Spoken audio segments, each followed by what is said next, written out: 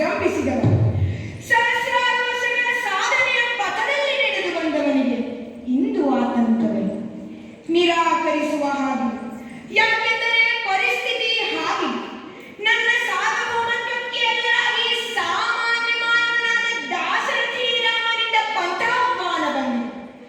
ಪ್ರತ್ಯಕ್ಷವಾಗಿ ನಾವಿಬ್ಬರೂ ವೈರಿಗಳಿಲ್ಲದಿದ್ದರೂ ಸೀತಾ ಸ್ವಯಂವರದಿಂದಲೇ ನಮ್ಮ ವೈರತ್ವ ಆರಂಭವಾಗಿದೆ. ಖರದೂಷಣ ಶೂರ್ಪಣಖ ಮಾನವಂಗದಿಂದ ಸೀತಾಪಹರಣದ ಮೂಲಕ ನಾನು ಮೇಲುಗೈ ಪಡೆದದ್ದು. ಆದರೆ ಕಪಿಸೇನೆ ನೆರವಿನಿಂದ ಸಾಗರಕ್ಕೆ ಸೇತುವೆಯನ್ನು ನಿರ್ಮಿಸಿ ಲಂಕೆಯನ್ನು ತಲುಪಿದ ರಾಮ ತಮ್ಮ ವಿಭೀಷಣನನ್ನೇ ತಿರುಗಿ ಬಿದ್ದು ರಾಮನನ್ನು ಸೇರಿಕೊಂಡನು. ಯುದ್ಧ ಪ್ರಾರಂಭವಾಯಿತು. ಲಂಕೆಯಲ್ಲಿರುವ ಒಬ್ಬೊಬ್ಬರೇ ಅಸುನಿಗೆ ಯುದ್ಧ ನಿಲ್ಲಲಿಲ್ಲ. ಅದಕ್ಕೊಂದು ಕಾರಣವೂ ಉಂಟು. ನಿಜವಾಗಿ ರಾಮನು ವಿಷ್ಣುವೇ ಹೋದಾದರೆ ಇದು ಇಂದಿನ ಹಗೆತನವಲ್ಲ. ನಮ್ಮ ಪೂರ್ವಜರಾದ ಮಾಲಿ ಸುಮಾರಿಯ ಕಾಲದಲ್ಲಿ ಹುಟ್ಟಿದ ಹಗೆ. ಆದ್ದರಿಂದ ಶರಣಾಗತಿಯ ಮಾತೆ ನಮ್ಮ ವ್ಯಕ್ತಿತ್ವ ಸ್ವಾಭಿಮಾನವನ್ನು ಬಲಿ ಕೊಟ್ಟು ಜೀವ ಉಳಿಸಿಕೊಂಡೆವು ಎಂತಾದರೆ ಈ ದಶಕಂಠನ ಪರಾಭವ ಅಷ್ಟೇ ಅಲ್ಲ, ರಾಕ್ಷಸ ಕುಲದ ಅಭಿಮಾನಭಂಗವೂ ಹೌದು.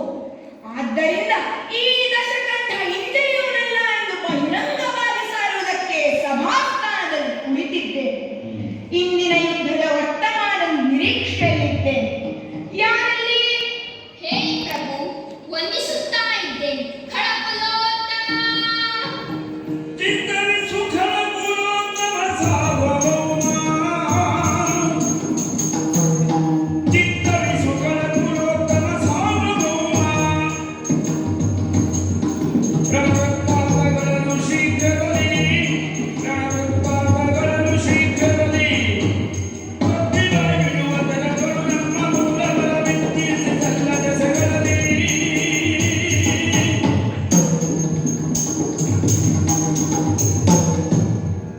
ಖಳಪುಲೋತ್ತಮ ಸಾರ್ವಭೌಮ ರಾವಣೇಶ್ವರ ಮಹಾಪ್ರಭುಗಳಿಗೆ ಇದೋ ದೊಡ್ಡ ನಮಸ್ಕಾರ. ಯಾರ ನೀನು?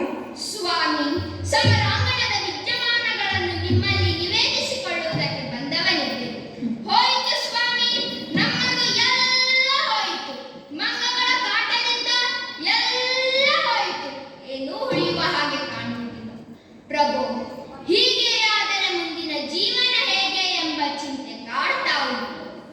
ಏನಾಯಿತು? ರಾಮನ ಬಾಣಕ್ಕೆ ಭೂಮಿಯೇ ಬಾಯ್ಬಿಡುವ ರೀತಿಯಲ್ಲಿ ನಮ್ಮ ಸೈನ್ಯ ಬಲವೆಲ್ಲ ನುಚ್ಚು ನೂರಾಯಿತು ಸ್ವಾಮಿ. ಇನ್ನೇನು ಉಳಿದಿಲ್ಲ. ಹ, ಬಂದ ಕೆಲಸ ಮುಗಿಯಿತಲ್ಲ, ಹೊರಡು. ಪ್ರಭು, ನಿಮ್ಮ ಒಪ್ಪಿಗೆ ಇದೆ ಎಂತಾದರೆ ಇದು ಕೈ ಮುಗಿದು ದೈನ್ಯತೆಯಿಂದ ಒಂದೆರಡು ಮಾತನಾಡಬಹುದೇ? ಹ, ಬೇಗ ಹೇಳು. ಸ್ವಾಮಿ, ಒಳ್ಳೆಯದು ಎಲ್ಲಿದ್ದರೂ ಅದನ್ನು ಒಪ್ಪಬೇಕಂತೆ, ಒಪ್ಪಿ ಅಪ್ಪಬೇಕಂತೆ. ಇದು ಹಿರಿಯರು ಹೇಳಿದ ಮಾತು. ಸ್ವಾಮಿ, ಯಾಕೆ ದ್ವೇಷ? ರಾಮನ ಗುಣಕ್ಕೆ ಮತ್ಸರ ಬೇಕೆ? ಇಷ್ಟೇ ಅಲ್ಲ, ಧನುರ್ವಿದ್ಯೆಯಲ್ಲಿ ಮನ್ಮಥನ ವೈರಿಯಾದ ಈ ಪರಶಿವನಿಗೂ ಹೆದರುವವನಲ್ಲ ಈ ರಾಮ. ಇನ್ನು ಈ ಧನುಜ ಬಣಗಳ ಪಾಡೆನು ಸಮರದಲ್ಲಿ. ಇದಕ್ಕಾಗಿಯೇ ಈ ಸ್ವರ್ಣ ಲಂಕೆಯ ಅಸ್ತಿತ್ವಕ್ಕಾಗಿ, ನಮ್ಮ ಉಳಿವಿಗಾಗಿ ಅಲ್ಲ, ನಿಮ್ಮ ಏಳಿಗೆಗಾಗಿ ರಾಮನಲ್ಲಿ ಹಾಗೆ ಬಿಟ್ಟು ನಿಮ್ಮ 10 ತಲೆಗಳನ್ನು ರಾಮನ ಪಾದದಲ್ಲಿ ಇಟ್ಟು ಭಕ್ತಿ ಎಂಬ ಮಡಿಯುಟ್ಟು ಶರಣಾಗತನಾಗಬಾರದೆ? ಹ, ಈ ರಾವಣ ಅಜ್ಜನಿಂದ ನೀತಿ ಪಾಠವ ಹೇಳಿಸಿಕೊಂಡನು. ತಂದೆ ತಾಯರು ಬುದ್ಧಿವಾದ ಹೇಳಿದ್ದುಂಟು. ಹೆಂಡತಿಯು ಮಕ್ಕಳು ತಮ್ಮನಾದ ವಿಭೀಷಣನು ಎಚ್ಚರಿಸಿದ್ದುಂಟು. ಆದರೆ ಇಂದು ಈ ರಾವಣನ ಭೃತ್ಯವನ್ನು ನೀತಿ ಪಾಠವೇ ಹೇಳಿದನೆಂದಾದರೆ ಸ್ವರ್ಣಲಂಕಾಧಿಪತಿ ಅಷ್ಟದಿಕ್ಪಾಲಕರನ್ನೇ ಹೆದರಿಸಿ ಅಡಿಯಾಳಾಗಿಸಿದವ ಕುಬೇರನ ಪುಷ್ಪಕವನ್ನೇ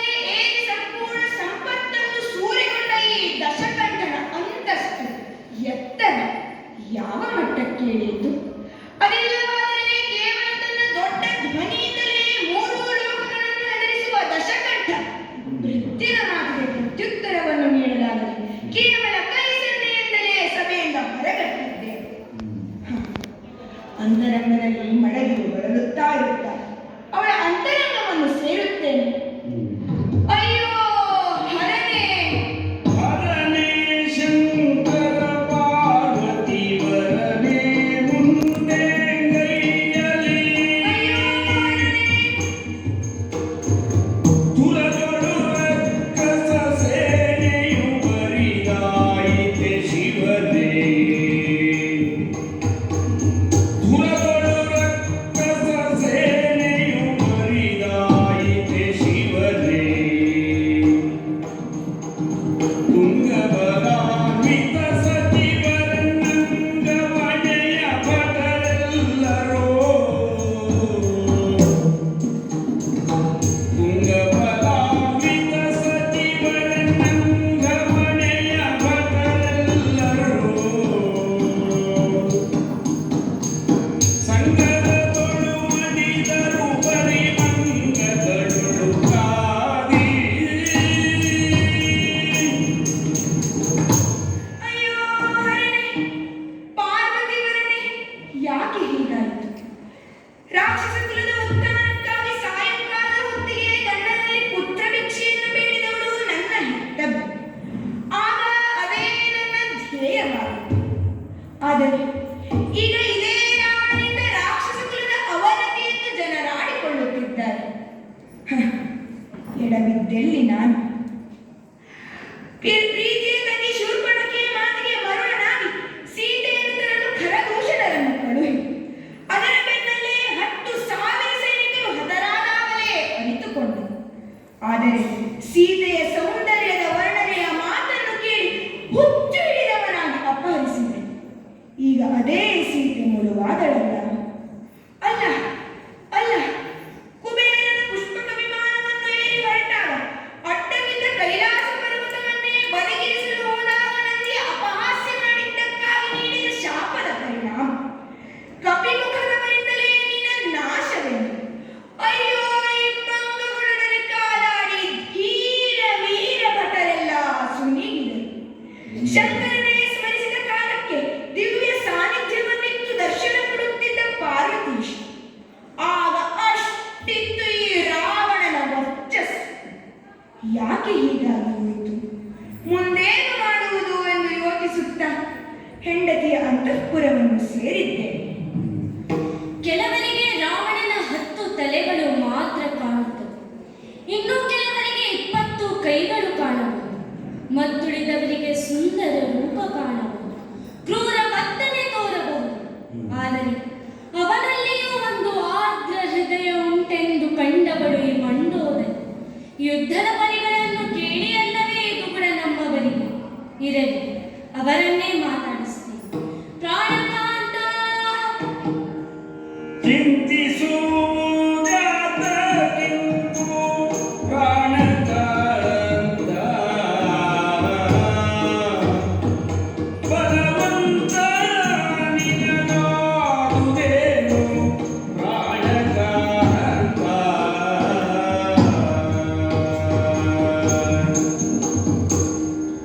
ಪಂಥವಳಿದು ಓದುದೇನೋ ಪ್ರಾಣಕಾಂತ.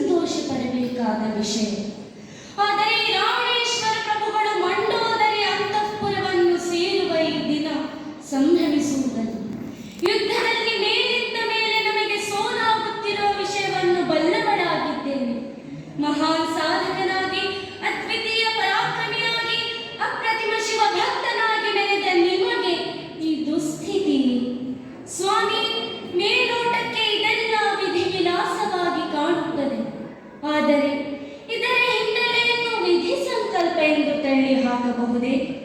ಇದೆಲ್ಲ ಸ್ವಯಂಕೃತ ಅಪರಾಧ ಅಲ್ಲವೇ? ಇರಲಿ, ಕಳೆದು ಹೋದದ್ದಕ್ಕೆ ಚಿಂತಿಸಿ ಫಲವಿಲ್ಲ.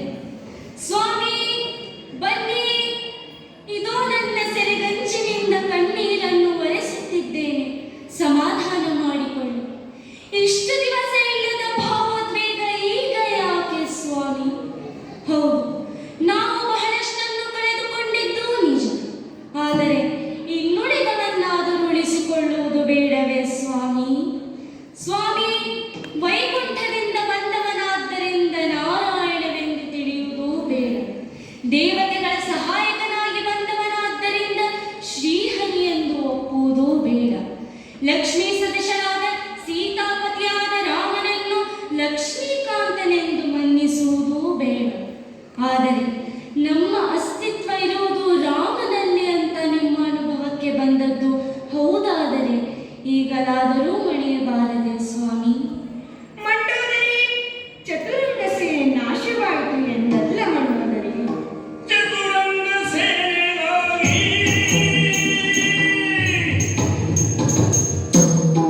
ಚತುರಂಗ ಸೇನೆಗಾಗಿ ಮರುಗುವ ವಿಮತವಲ್ಲಗೆ ನಗಾಗಿ ಸುತನಿಂದ್ರಜಿಗುವ ಕಂದು ಕಳೆದುದಕ್ಕೆ ವ್ಯಥೆ ಪಡುವನುಳಿಂದು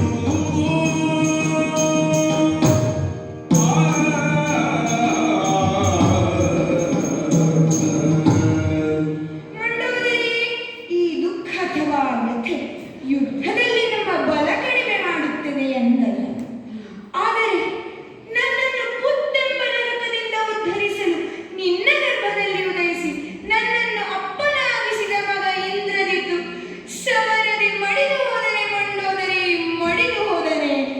ಸ್ವಾಮಿ ನನಗೂ ಆ ವ್ಯಥೆ ಉಂಟು ಸ್ವಾಮಿ. ಇಷ್ಟಾದ ಮೇಲಾದರೂ ಯುದ್ಧ ನಿಲ್ಲಿಸಿ ಶರಣಾಗಬಾರದೆ? ಇಂದ್ರಜಿತು ಹೋದನೋ, ಇರಲಿ, ಇನ್ನೊಬ್ಬ ಮಗ ವಿರೂಪಾಕ್ಷ ಸಾಕು ನಮಗೆ ಸ್ವಾಮಿ, ಸಾಕು. ಅವನಿಂದಲೇ ಬೇಕಾದ ಸುಖವನ್ನ ಅನುಭವಿಸುತ್ತಾ ಇರೋಣ, ಆಗದೆ? ಮಂಡೋದರಿ, 9 ತಿಂಗಳು ಹೊತ್ತು ಹೆತ್ತು ಸಾಕಿದ ಮಗ ದೂರಾದರೂ ನಿನ್ನ ಹೆತ್ತಳು ನುರಿಯುತ್ತಿಲ್ಲನು. ನನ್ನ ಮಗನನ್ನು ಯಮಪುರಿಗೆ ಅಟ್ಟಿದ ರಾಮ ಲಕ್ಷ್ಮಣನನ್ನು ಯಜ್ಞ ಮಾಡಿಯಾದರೂ ಕೊಂದು ಬಿಡುತ್ತೇನೆ. ಅಷ್ಟೇ ಅಲ್ಲ, ದೇವತೆಗಳೇ ಯುದ್ಧಕ್ಕೆ ಬಂದಾಗ ಮಡಿದವನಲ್ಲ ಈ ರಾವಣೇಶ್ವರ. ಅಂತಹವರು ಹುಳುನರನಾದ ರಾಮ ಲಕ್ಷ್ಮಣರಿಗೆ ಮಣಿದಾನೆ. ಸೀತೆಯನ್ನು ಸಾಮದಿಂದ ಹಿಂದಿರುಗಿಸುವುದಿಲ್ಲ. ರಾವಣನ ಯುದ್ಧಕ್ಕೆ ಸಿದ್ಧ. ಬೇಡ ಸ್ವಾಮಿ, ಬೇಡ, ಬೇಡ ಈ ಅಪಟಕ. ಒಳಲಿದಳು ಬೇಡ ಕಟ, ಒಳಲಿದಳು ಬೇಡ ಕಟ, ರಾಮನೊಳಲ ವಿಧಿಯಾಗದೇನುತ ಬಲು ಬಳಲಿ ಬಿಂದಾಗುತ್ತ ಬೇಡಲು ಚರಣದಲ್ಲಿ ಬಿತ್ತು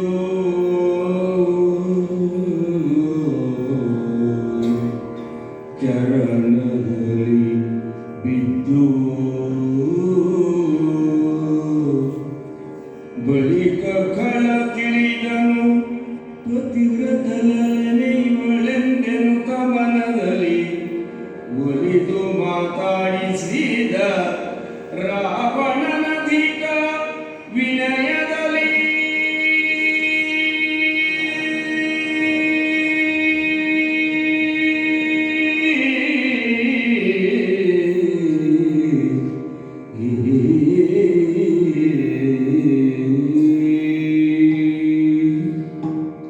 ಬೇಡ ಬೇಡ ಎಂದು ನನ್ನನ್ನು ನಾನೇ ತಡೆದುಕೊಂಡಿದ್ದೆ, ಆದರೆ ಈಗ ಅದನ್ನು ನಿಮ್ಮಲ್ಲಿ ಕೇಳಲು ದಿಗ್ವಿಜಯ ಮಾಡಿ ಬಂದ ರಾವಣ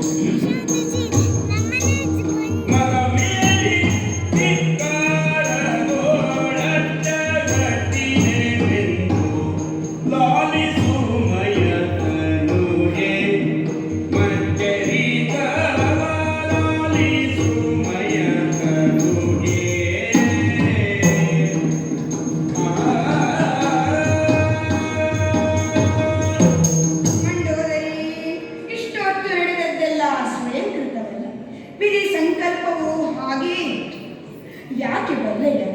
ಪರಮಪಾಲನಾದ ವೈಕುಂಠದ ಪಶ್ಚಿಮ ದ್ವಾರದಲ್ಲಿ 2 ದ್ವಾರಪಾಲಕರಿದೆ, ಜಯ ವಿಜಯ. ಬ್ರಹ್ಮ ಮಾನಸ ಪುತ್ರರಾದ ಸನಕಾದಿಗಳು ಬಂದ ಕಾಲಕ್ಕೆ ದ್ವಾರದಲ್ಲೇ ತಡೆಗಟ್ಟಿದರು. ಸಿಟ್ಟುಗೊಂಡವರು ಭೂಮಿಯಲ್ಲಿ ದುಷ್ಟರಾಗಿ ಹುಟ್ಟಿ ಎಂದು ಶಪಿಸಿದರು.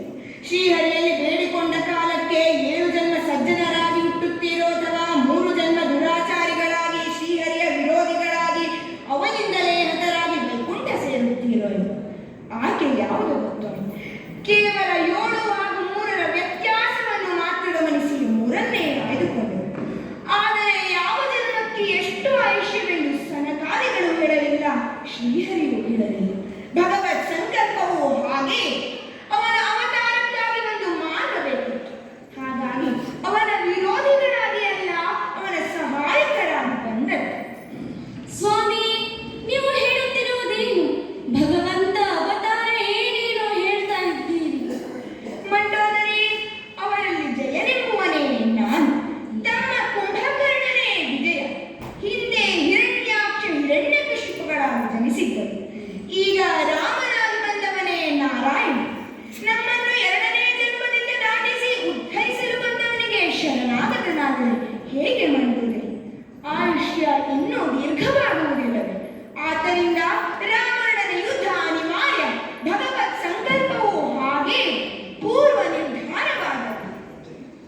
ಸ್ವಾಮಿ, ಸೋಲು ಸೋಲು ಸೋಲೆಂದು ದಿನದಿಂದ ದಿನಕ್ಕೆ ಕಣ್ಣೆಟ್ಟ ಮಂಡೋದರಿಗೆ ತಾನೇ ಜಯ ಎಂಬ ಸಮಾಧಾನವನ್ನೆತ್ತಿದ್ದೀರಿ. ನೀವು ಜಯರಾದ ಮೇಲೆ ನಾನು ಜಯವಧೂವಲ್ಲವೇ? ಪ್ರಪಂಚ ಮುಖಕ್ಕೆ ರಾಮ ವೈರಿಯಾಗಿ ಕಂಡರೂ ಅಂತರಂಗದಲ್ಲಿ ಸೇರ ಬಯಸುವುದು ಅದೇ ರಾಮನನ್ನಲ್ಲವೇ? ಸ್ವಾಮಿ, ಇನ್ನು ಯಾವ ಮಾತನ್ನಾಡಲು ಬಯಸುವುದಿಲ್ಲ. ಆದರೆ ಮುಂದೆ ನನ್ನದೇನು ಗತಿ? ಮಂಡೋದರಿ, ಇಷ್ಟು ವರ್ಷ ಪತಿವ್ರತೆಯಾಗಿ ಬಾಳಿದ ನಿನಗೆ ಮುಕ್ತವಾಗಿ ನಿರ್ಧಾರ ತೆಗೆದುಕೊಳ್ಳುವ ಅವಕಾಶ ಇಟ್ಟಿದ್ದೇನೆ. ನಿನ್ನ ಗತಿಯನ್ನು ನೀನೇ ನಿರ್ಧರಿಸಿಕೊಳ್ಳಬಹುದು. ಸ್ವಾಮಿ, ನಿಮ್ಮ ಗತಿಯನ್ನು ನಿರ್ಧರಿಸಿದವನು ನನಗೂ ದಾರಿ ತೋರಿಸಲಿ. ಪತ್ನಿ ಮಂಡೋದರಿಯನ್ನು ಸಂತೈಸಿ ಹಿತವಾಗಿ ನಿದ್ರೆಗೈದು ಬ್ರಾಹ್ಮಿ ಮುಹೂರ್ತದಲ್ಲಿ ಎದ್ದು ಶಿವಪೂಜೆ ಮಾಡಿದ್ದೆ. ಯುದ್ಧದ ಸಮಯದಲ್ಲಿ ದಿಕ್ಪಾಲಕರಿಂದ ತರಿಸಿದ ಸಂಪತ್ತನ್ನು ನನ್ನ ಸಮಸ್ತ ಭಂಡಾರವನ್ನು ಬ್ರಾಹ್ಮಣರಿಗೆ ದಾನ ಮಾಡಿದ್ದೆ. ವರವಿಭೀಷಣ ದೇವ ನಿಮಗೆ ಅರಸನಾಗುತ್ತಾನೆ ಎಂದು ಹೇಳಿ, ನಿಮ್ಮ ಮುಂದಿನ ಜೀವನ ಶುಭಕರವಾಗಿರಲೆಂದು ಹೇಳಿ ಹೋರಾಟದ್ದು ನೇರವಾಗಿ ಸಮರಾಂಗಣಕ್ಕೆ. ದೇವಾನು ದೇವತೆಗಳೆಲ್ಲ ರಾಮರಾವಣರ ಯುದ್ಧವನ್ನು ಅತ್ಯಂತ ಕುತೂಹಲದಿಂದ ಆಕಾಶದಲ್ಲಿಯೇ ನಿಂತು ನೋಡುತ್ತಿದ್ದರು. ದುಷ್ಟ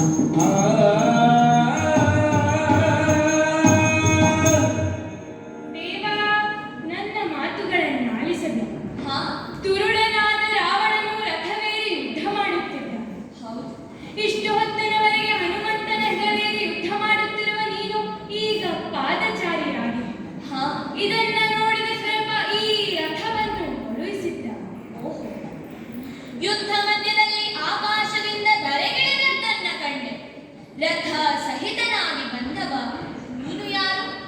ಸ್ವಾಮಿ, ಎಲ್ಲವನ್ನು ಬಲ್ಲ ನಿನಗೆ ನಾನ್ಯಾರೆಂದು ತಿಳಿಯುವ? ಹಾ, ಇಂದ್ರ ಸಾರಥಿಯಾದ ಮಾತನೇ.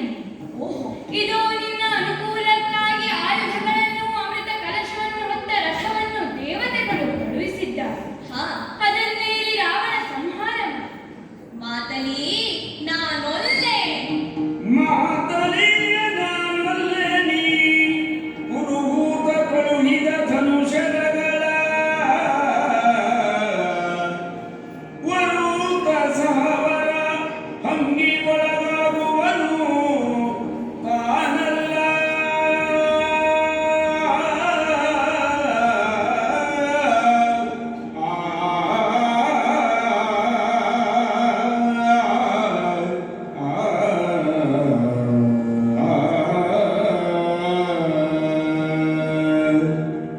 ಮಾತಲಿ 14 ವರ್ಷಗಳಿಂದ ನನ್ನ ಮನೋರಥವನ್ನೇರಿಯೇ ಬಂದದ್ದನ್ನ ಎದುರಿಸುತ್ತಾ ಇದ್ದೆ. ಆದರೆ ಇನ್ನೇನು ಕೆಲವೇ ಕ್ಷಣಗಳಲ್ಲಿ ನನ್ನ ಗುರಿಯನ್ನು ತಲುಪುತ್ತೇನೆ ಎನ್ನುವಾಗ ಈ ರಥ ಧನುಷರಗಳೇಕೆ? ಅಷ್ಟೇ ಅಲ್ಲದೆ ದೇವತೆಗಳ ಹಂಗಿಗೂ ಒಳಗಾದವನು ನಾನಾಗುತ್ತೇನೆ. ಹಾಗಾಗಿ ಇವೆಲ್ಲ ಬೇಡ. ನೀನು ಈ ರಥದೊಡನೆ ಹಿಂದಿರು. ಸ್ವಾಮಿ, ದೇವತೆಗಳ ಹಂಗಿನ ಮಾತೇ ಕೇಳಿ. ಹಾ, ನೋಡಿ, ಪರಮ ಜ್ಞಾನಿಗಳಾದ ನೀಲ ಜಾಂಬವಂತ ಹನುಮಂತರೇ ಮೊದಲಾದವರು ಹೇಳುತ್ತಿದ್ದಾರೆ. ತಡ ಮಾಡಬೇಡಿ ರಥವೇ, ರಾವಣ ಈ ಕಡೆಗೆ ನುಗ್ಗುತ್ತಿದ್ದಾನೆ. ಹಾ, ಎಲ್ಲರ ಆಶಯವು ಅದೇ ಎಂದಾದರೆ ಹಾಗೆಯೇ ಆಗಲಿ. ಏನು ಸುರಪ ರಥವ ಕಳುಹಿದನೆ? ಕಳುಹಿದ ನಿನಗೆ ರಥವ, ಕಳುಹಿದ ನಿನಗೆ ರಥವ, ಎನ್ನ ಕೊಡುಗುಳಗೆನು ತಲೆ ಮಾಧವ. ಕಳುವದ ನಿನ್ನರು ಗುರುವೇ, ಬಳಿಕಲವಿಯ ನನಗೆರುವೆ.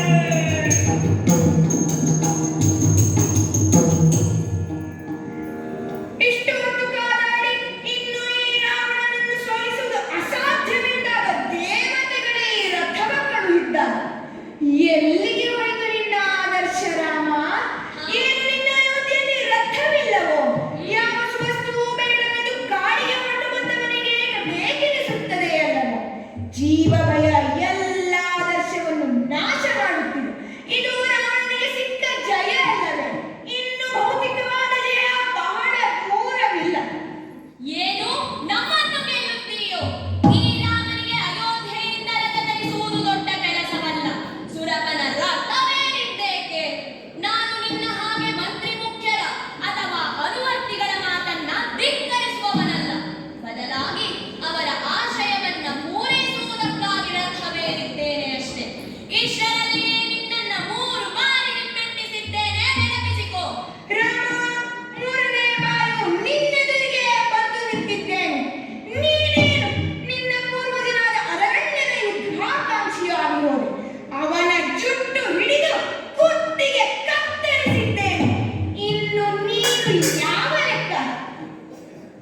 ಹಳೆಯ ನನ್ನ ನೆನಪಿಸಿ ಕೆರಳಿಸಿದ ನನ್ನನ್ನ ಯಜ್ಞ ದೀಕ್ಷಿತನಾದ ಅನರಣ್ಯನನ್ನು ಕತ್ತರಿಸುವುದು ಪೌರುಷವೋ? ಅವನಿಂದ ಬಂದ ಶಾಪ ನೆನಪಿಲ್ಲವೋ ನಿನಗೆ? ಏನು ಒಂದೋ ಎರಡೋ? ವೇಗವತಿಯ ಮುಡಿಗೆ ಕೈ ಹಾಕಿ ಅವಳಿಂದ ಶಾಪ ಪಡೆದೆ. ಕೈಲಾಸ ಪರ್ವತದ ಬುಡಾಲು ಕಾಣಿಸಿ ನಂದಿಯಿಂದ ಶಾಪ ಪಡೆದೆ. ಇಷ್ಟೆಲ್ಲ ಆದ ಮೇಲೂ ಬಿಡುವುದುಂಟೆ ನಿನ್ನನ್ನ? ಬಾಯುದ್ದಕ್ಕೆ. ರಾಮ, ಇದು ಧನುಸ್ಸನ್ನು ಎತ್ತಿದ್ದೇನೆ. ಏನಿದಾಶ್ಚರ್ಯ! ಎಷ್ಟು ಬಾರಿ ರಾವಣನ ತಲೆ ಕಡಿದರು ಮತ್ತೆ ಚಿಗುರುತ್ತಾ ಉಂಟು. ಅದೆಷ್ಟು ತಲೆಗಳು ರಾವಣನಿಗೆ? ಬರೀ 10 ಅಲ್ಲ, ಅಕ್ಷಯ ತಲೆಗಳಾಗಿರಬಹುದು. ಮಾತಲಿ ಮಾತಲಿಯೇ ನಾನೆಂಬ ಮಾತ ನೀ ಕೇಳು. ಯಾರು ಕಾಲ ಮಾನೋಳು ಕೈಯೂತು ನಿಂದಿ ನೋಡು. ಶರಣ ಬಾರಿಯ ಮರೆಯ ಹೊಕ್ಕೆಯ ಬರ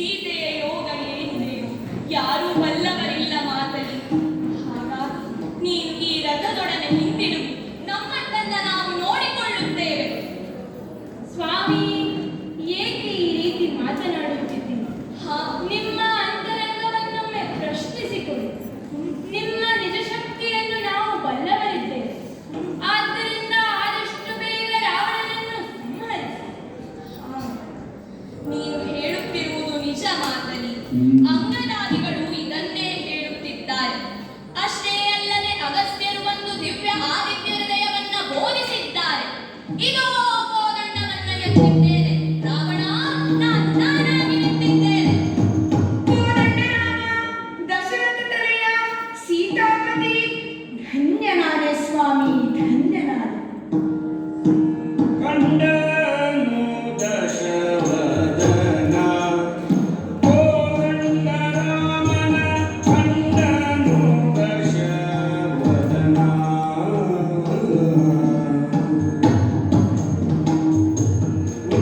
ಪುಂಡರೀಕಾಂಬಕನ ಜಗದೋ ದಂಡ ರೂಪನ ಕಂಡ ಪುಂಡರೀಕಾಂಬಕನ ಜಗದೋ ದಂಡ ರೂಪನ ಕಂಡ ಬಲ ಬ್ರಹ್ಮಾಂಡ ಕೋಟಿಯ ದಂಡಗಳ ಕೃಪೆಗೊಂಡು ಸಲಹುವ ಜಾಣತೀಶರ ಕಂಡನು ದಶವದನ ಕೋದಂಡ ರಾಮನ ಕಂಡನು ದಶವದನ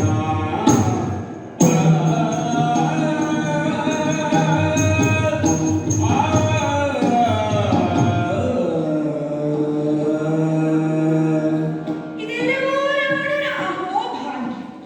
ಯಾರು ಕಂಡವರಿದ್ದಾರೆ ರಾಮನ ನಿಜ ಸ್ವರೂಪವನ್ನು? ರಾಮನಲ್ಲಿರುವ ದೈವತ್ವವನ್ನು ಅರಿತ ವಿಭೀಷಣ ರಾಮನನ್ನು ಕಂಡನೆ ಹೊರತು ನಿಜ ಸ್ವರೂಪವನ್ನು ಕಾಣಲಿಲ್ಲ. ಋಷಿಮುನಿಗಳೆಲ್ಲ ರಾಮನನ್ನು ದೇವರೆಂದೇ ಕೊಂಡಾಡಿದರೆ ಹೊರತು ರಾಮನ ನಿಜ ಸ್ವರೂಪವನ್ನು ಕಾಣಲಿಲ್ಲ.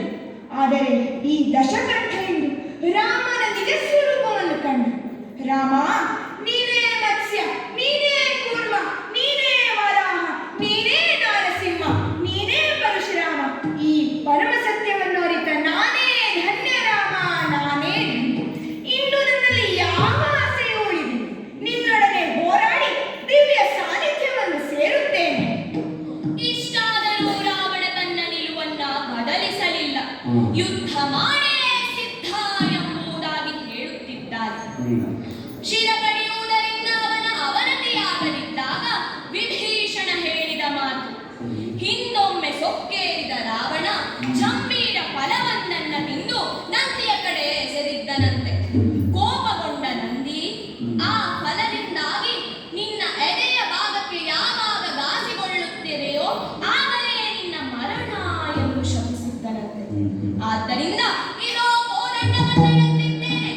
ಆದಿತ್ಯ ಹೃದಯಂ ಪುಣ್ಯಂ ಸರ್ವಶತ್ರು ವಿನಾಶನಂ. ಆದಿತ್ಯ ಹೃದಯವನ್ನ ಜಪಿಸಿ ಬ್ರಹ್ಮಾಸ್ತ್ರ ಮಂತ್ರವನ್ನ ಜಪಿಸಿ ರಾವಣನ ಉರಪ್ರದೇಶಕ್ಕೆ ಗುರಿಯಿಟ್ಟು ಇದೋ ಬಾಣವನ್ನು ಬಿಡುತ್ತೇನೆ. ರಾಮ ರಾಮ ರಾಮ.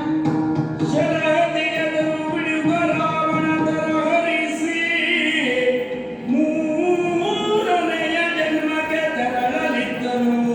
ಸುರರೂಪು ಮಳೆಗರೆದ ರಾಕ್ಷಣದಿ